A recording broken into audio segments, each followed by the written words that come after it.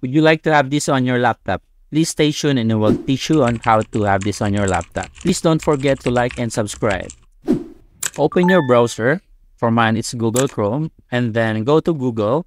Then you should search WhatsApp Web. Then you should enter the first link that is shown on the website and it redirect you to another web page. This is the web page of WhatsApp Web. On the upper right corner, you should click the three dots, click More Tools, and click Create Shortcut.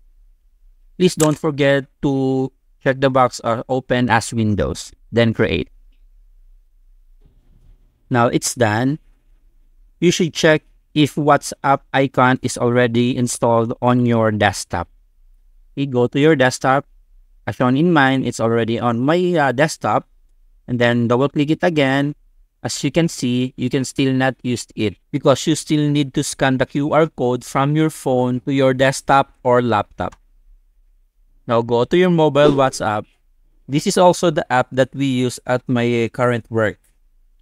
Go to the home page, go to the settings, click link devices, and click link a device.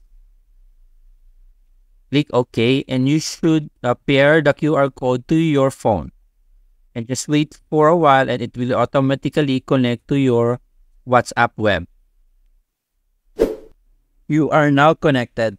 If you find this tutorial helpful, please don't forget to subscribe and click the notification bell so you will be updated on more tutorial videos.